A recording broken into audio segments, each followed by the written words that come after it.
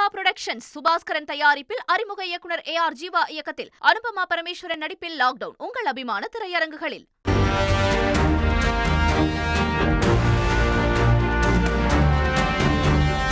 விமான விபத்தில் மகாராஷ்டிர துணை முதலமைச்சர் அஜித் பவார் உயிரிழந்த சம்பவத்தில் விமானியின் கவனக்குறைவு காரணமாக இருக்கலாம் என்ற தகவல் வெளியாகியுள்ளது. இது பற்றி விவரிக்க இணைகிறார் எமது சிறப்பு செய்தியாளர் Ranjith. Over to you Ranjith. வணக்கம் நேயர்களே. மகாராஷ்டிரா மாநிலம் மும்பையிலிருந்து பாராமதி விமான நிலையத்திற்கு சென்று தரையிறங்கிய போது மகாராஷ்டிர அந்த துணை முதலமைச்சர் அஜித் பவார் பயணம் செய்த அந்த விமானமானது திடீரென விபத்துக்குள்ளானது. இந்த விபத்தில் அவர் உட்பட மொத்தம் 5 பேர் உயிரிழந்தாங்க. முதல்ல என்ன நடந்தது அப்படின்னு நம்ம பார்க்கும்போது காலையில் சுமார் 8-10 மணிக்கு அந்த விமானமானது மும்பை விமான நிலையத்திலிருந்து கிளம்பியது. லியர்ஜெட் 45 VTSSK அப்படிங்கிறது தான் அதனுடைய ரிஜிஸ்ட்ரேஷன் நம்பர். இது ஒரு தனியார் ஜெட் விமானம், அதாவது சொகுசு விமானம் அப்படின்னு சொல்றாங்க. 5 பேர் பயணித்தாங்க இல்லையா? அஜித் பவார், உதவியாளர் ஒருவர், பாதுகாவலர் ஒருவர், விமானிகள் 2. யாருமே உயிர் பிழைக்கவில்லை. எல்லோருமே இந்த விபத்தில் உயிரிழந்து போயிட்டாங்க. மொத்தம் 35 நிமிடங்கள் பயணம்ங்க. ரொம்பவே ஷார்ட்டான ஒரு டிஸ்டன்ஸ் தான். அதனால 8-10 மணிக்கு விமானமானது புறப்பட்டது. 8:45 மணிக்கு திடீர்னு ரேடார்ல இருந்து அது மறைந்து போய்விட்டது. தற்போது அந்த சம்பவம் நடந்த இடத்துல நிறைய அதிகாரிகள் ஆய்வுகளை நடத்திக்கிட்டு இருக்காங்க. கருப்பு பெட்டியானது மீட்கப்பட்டிருக்கின்றது. ஏர்கிராஃப்ட் ஆக்சிடென்ட் இன்வெஸ்டிகேஷன் பீரோ விசாரணையை தொடங்கிட்டாங்க. கருப்பு பெட்டி கண்டுபிடிக்கப்பட்டு விட்டது. அதில் இருக்கக்கூடிய தரவுகளை தற்போது ஆராயக்கூடிய பணிகள் நடந்து கொண்டிருக்கின்றது. ஃப்ளைட் ரேடாரில் அன்னைக்கு என்ன பதிவானது அப்படின்னு நம்ம பார்க்கும்போது தரையிறங்கும் முன்பாக அந்த விமானம் ஒரு முறை வானத்தில் வட்டமடித்தது. அதன் பிறகுதான் தரையிறங்கியது அந்த ஃப்ளைட் ரேடாரில் பதிவாக இருக்கின்றது. இந்த லியர்ஜெட்டை பொறுத்தவரை கனடா நாட்டினுடைய பம்பார்டியர் ஏரோஸ்பேஸ் நிறுவனத்தினுடைய தயாரிப்பு. 1995 2012 இடைப்பட்ட காலத்தில் நிறைய விமானங்கள் தயாரிக்கப்பட்டு நாட்டின் பல்வேறு நாடுகளில் இந்த வகை விமானங்கள் பயன்பாட்டில் இருக்கு. தற்போது விபத்துக்குள்ளான இந்த லியர்ஜெட் 45 ரக விமானம் 2010ஆம் ஆண்டிலிருந்து சேவை இருந்து வருகிறது. ஏறக்குறைய ஒரு 16 ஆண்டு காலம். சரி, முதல்ல இந்த விபத்துக்கு என்ன காரணம்னு பேசப்பட்டதுன்னா வெதர் காரணமாக இருக்குமோ அப்படின்னு பேசப்பட்டது. ஆனா விசிபிலிட்டி கிளியராகத்தான் இருந்தது. அது தவிர இந்த விமானத்தை இயக்கினார் இல்லையா பைலட் சுமித், அவர் 16,500 மணி நேரம் பறந்த அனுபவம் கொண்டவர். இன்னொரு பக்கம் பார்த்தோம்னா இந்த பாராமதி ஏர்போர்ட் கமர்ஷியல் ஏர்போர்ட் கிடையாது. வணிக ரீதியாக இங்க பயணிகள் விமான சேவை என்பது இல்லை. தனியார் விமானங்கள், பயிற்சி விமானங்கள் தான் அவ்வப்போது வருவதும் போவதுமாக இருக்கும். மற்ற வழக்கமான ஏர்போர்ட் போல இந்த கண்ட்ரோல் ATC வசம் இல்லை. அப்படி இருக்கும்போது தற்போது 2 ஆங்கிள் விசாரணையானது நடந்துகிட்டு இருக்கு. ஒன்று, தொழில்நுட்ப கோளாறு காரணமாக இந்த விபத்து நடந்ததா, அல்லது ஓடுபாதையை பார்க்கும்போது விமானியின் கணக்கு தவறிவிட்டதா அப்படிங்கிற ஆங்கிள் இந்த விசாரணை போய்கிட்டு இருக்கு.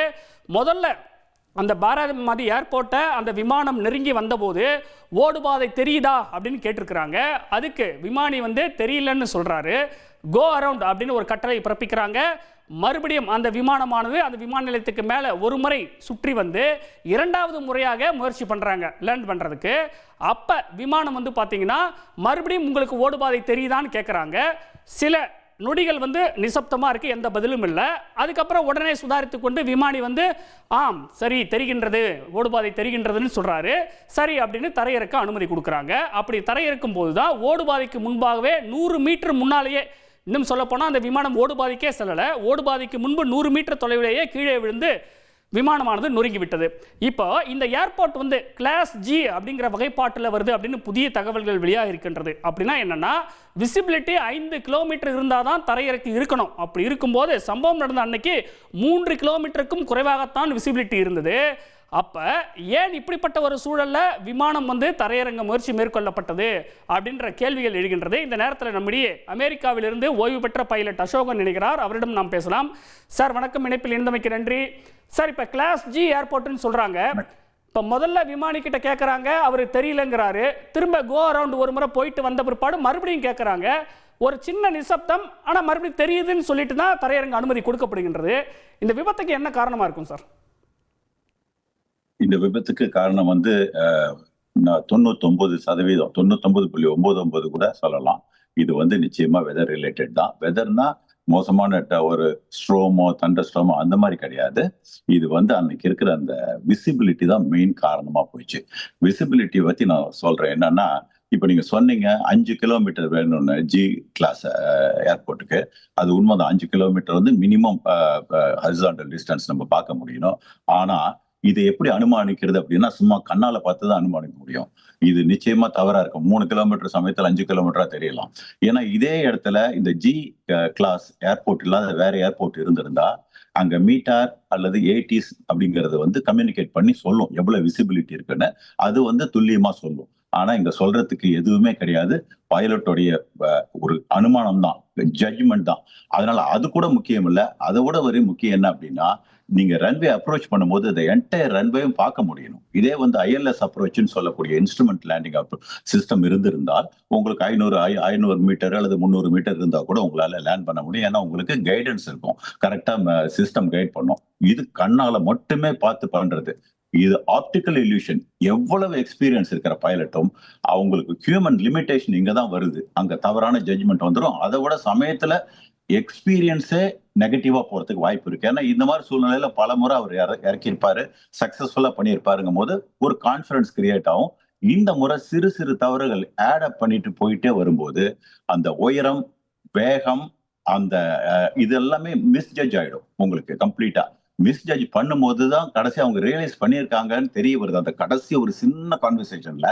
ஆனா அந்த மிஸ்ஜட்ஜ்மெண்ட்டை பண்ணி அவங்க ரெக்கவர் பண்றதுக்கு அவங்களுக்கு அவகாசம் இல்லை. ஏன்னா திருப்பி இன்ஜின் பவர் கொடுத்தா அது ஸ்கூல் பண்ணி வரதுக்கு முன்னாடியே போய் கிரவுண்டை ஹிட் பண்ணிடும். சார், இப்போ நீங்க சொல்றபடி பார்த்தா அந்த விமானியினோட கணக்கீடு தவறாக இருந்திருக்கலாம் அப்படின்னு சொல்றீங்க.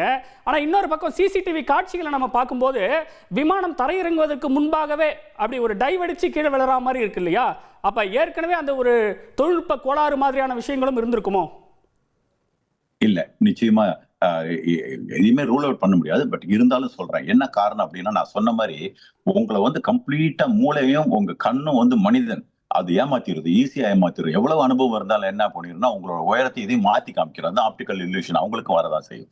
அவங்களோட ஏற்கனவே இருக்கிற அனுபவத்தை வச்சு ஜட்ஜ் பண்ணி தான் கண்ணால பார்த்து ஜட்ஜ் பண்ணிட்டு வரதுதான் உங்களுக்கு எல்லாமே. அந்த ஈவன் அந்த அதாவது விமானி வந்து விஎஃப்ஆர்னு சொல்றது, அதாவது விஷுவல் ஃபிளைட் ரூல். இந்த விஷுவல் ஃபிளைட் ரூல்ல வந்து எப்படி பார்ப்பாங்கன்னா, அங்க கீழே இருக்கிற எதையுமே பார்க்க மாட்டாங்க. அங்க இந்த ஏவியானிக்ஸ் இருக்கு பாத்தீங்க, அதெல்லாம் பார்க்க மாட்டாங்க. அதெல்லாம் பார்க்கறதுக்கு அவகாசம் இல்லை. வெளியே மட்டும்தான் கார் ஓட்டுற மாதிரி பார்ப்பாங்க. அதுல அந்த விண்ட் ஸ்கிரீன் மாதிரி இருக்கு பாத்தீங்களா, அதுல வந்து அந்த ஹொரைசன் வச்சுதான் உங்களுக்கு வந்து ஜட்ஜ்மெண்டே பண்ண முடியும். நம்ம வந்து எந்த எந்த ஆங்கிள் போறோம் அப்படிங்கறதெல்லாம், அதாவது இப்படி இருக்கா இப்படி இருக்கா இப்படி இருக்காங்கிறது அந்த விண்ட் ஸ்கிரீனும் ஹொரைசனும் ஒரு ரேஞ்ச் இருக்கு. அதை வச்சுதான் நம்ம பார்த்துட்டு வருவாங்க. அதெல்லாம் கூட கம்ப்ளீட்டா மாத்தி காமிச்சிடும். ஏன்னா உங்களுக்கு வந்து அந்த தொடுவானம்ங்கிறது வந்து இந்த ஹேஸ்னால வந்து அந்த தொடுவானமே மாத்தி காமிச்சிரும். ஸோ இந்த ஜட்ஜ்மெண்ட் எல்லாம் தப்பா போயிடும். அப்போ அவங்களுக்கு வந்து அவங்க நினைச்சிட்டு இருப்பாங்க உயரமா இருக்காங்கன்னு சொல்லிட்டு. ஆனா அவங்க நினைச்சிட்டு இருக்கிறதுக்கு மேல கீழே போயிட்டு இருக்காங்க, உயரம் கீழே போயிட்டு இருக்காங்க.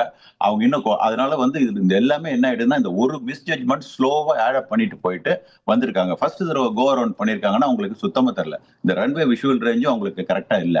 ஆனா எவ்வளவு பார்த்திருக்காங்கிறது தெரியல. பிகாஸ் இங்க வந்து அந்த ஜி ஸ்பேஸ்ல எந்த வித ஃபெசிலிட்டியும் கிடையாது. ஏன்னா கீழ இருந்து மத்த ஏர்போர்ட்னா சொல்லுவாங்க, எல்லாம் சொல்லுவாங்க. இங்க எதுவுமே கிடையாது, ரேடார் கிடையாது, ஒண்ணுமே கிடையாது. பியூர்லி கண்ணால பார்த்து கார் ஓட்டுற மாதிரி நீங்களே ரன்வே பார்த்துட்டு நீங்களே டச் டவுன் பாயிண்ட் முடிவு பண்ணிட்டு நீங்களே வந்து கரெக்டா கொண்டு வரதுதான் இதனுடைய மெத்தட். அதனால வந்து இது வந்து ஹியூமன் லிமிடேஷன் சொல்லுவேன், பைலட் எரர்னு என்னால சொல்ல முடியல. சார், இன்னொரு பக்கம் வந்து வெதர் காரணமாக இருந்திருக்கலாம் அப்படின்னு ஒரு சந்தேகப்படுகிறது. அப்படி இருக்கும்போது துணை முதலமைச்சர் ஒரு சக்தி வாய்ந்தவர் பயணம் பண்றாரு.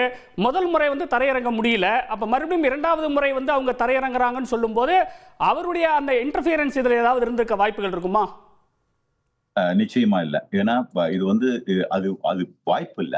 இன்டைரக்டா இருக்கு. எப்படி இருக்கு அப்படின்னா, இந்த மாதிரி ஒரு விஐபிஸ் இது மாதிரி ஒரு பொலிட்டிக்கல் லீடர்ஸ் கூட்டிட்டு போகும்போது அவங்களுடைய ஸ்கெடியூல வந்து மாறி போயிடக்கூடாது. இவங்க டைவர்ட் பண்ணா பக்கத்தால ஏர்போர்ட் இல்லாத இருக்கலாம், நம்ம தூரம் போலாம், அன்னைக்கு ப்ரோக்ராமே கேன்சல் ஆயிடலாம் போது பைலட்ஸ்க்கு நேச்சுரலாவே ஒரு ஷியர் ப்ரெஷர் வந்துருது மைண்ட்ல. இதை வந்து நம்ம எப்படியாவது லேண்ட் பண்ணணும் அப்படின்னு சொல்லிட்டு. அப்போ வந்து ஒரு சின்ன சின்ன ரிஸ்க் வந்து பெருசா ஆடப் ஆயிட்டு போயிடும். அதாவது ஆடப் பண்ணிட்டே போயிட்டு நம்ம இறக்கிடலாங்கிற ஒரு கான்பிடன்ஸ். ஆனாலும் அவங்க பைலட் தெரியும் ஒரு சின்ன ரிஸ்க் எடுத்திருக்கிறோம் அப்படிங்கிறது அவருக்கு நல்லாவே தெரியும். அதனாலதான் அவங்க கடைசியில ஒரு வார்த்தை சொல்லியிருக்காங்க. அது முடிக்கும் போது அந்த டச் டவுன் பண்ணும்போது அவங்க வாயில இருந்து வந்த வார்த்தை வந்து அவங்க தப்பு பண்ணிட்டோம்னு அவங்க ரியலைஸ் பண்ணியிருக்காங்க. அது வந்து டூ லேட். ஆனா வேணும்னு யாரும் பண்ண மாட்டாங்க. ஆனா நீங்க சொன்ன மாதிரி அந்த பொலிட்டிக்கல் ப்ரெஷர்லாம் கிடையாது. பைலட்ஸ்குள்ளேயே ஒரு ஷியர் ப்ரெஷர் வந்துருது. இவங்களை வந்து இந்த லேண்ட் பண்ணிடணும் அப்படிங்கிற ஒரு இது. அந்த கம்பல்ஷன்ல அது வந்து இண்டிவிஜுவல் பைலட்டை பொறுத்து இருக்கு. எல்லா பைலட்டும் அதை பண்ண மாட்டாங்க. ஒரு சில பேர் ரிஸ்க் எடுக்க மாட்டாங்கன்னா எடுக்க மாட்டாங்க தான். ஆனா நிச்சயமா உள்ள இருக்கிறவங்க யாரும் பைலட் இன்ஃப்ளூயன்ஸ் பண்ணிருக்க முடியாது. அது அவங்களுக்கு தெரிய கூட தெரியாது. உள்ள உட்காந்து அவங்க பேசிட்டு இருக்க போறாங்க. வெளியேறினா சூழ்நிலை கூட அவருக்கு தெரியாது. நீங்க இறக்கி தான் ஆகணும்னு சொல்ல முடியாது. அது வந்து பைலட்ஸ் யாரா இருந்தாலும் சரி, பிரைம் மினிஸ்டரா இருந்தாலும் சரி, கேட்க வேண்டிய அவசியம் இல்லை. நன்றி சார். இணைப்பில் வந்து உங்களுடைய கருத்துக்களை பகிர்ந்தமைக்கு மிக்க நன்றி. நேரிலே இந்த சம்பவத்தில் கருப்பு பெட்டியானது மீட்கப்பட்டு விட்டது. இந்த கருப்பு பெட்டியில் என்ன இருக்கும் அப்படின்னா, அந்த சம்பவம் நடந்தப்ப விமானம் விபத்துக்குள்ளான போது விமானிகளுக்கு இடையேயான அந்த உரையாடல் எப்படி இருந்தது, என்ன பேசிக்கிட்டாங்க, அந்த நேரத்தில் வெதர் எப்படி இருந்தது, எத்தனை அடி உயரத்தில் அந்த விமானமானது கடைசியாக பறந்தது உள்ளிட்ட பல்வேறு தரவுகள் பதிவாக இருக்கும். அந்த தரவுகளை எல்லாம் மீட்டு ஆராய்ந்த பிற்பாடுதான் இந்த விபத்துக்கான உண்மையான காரணம் என்ன என்பது தெரிய வரும்.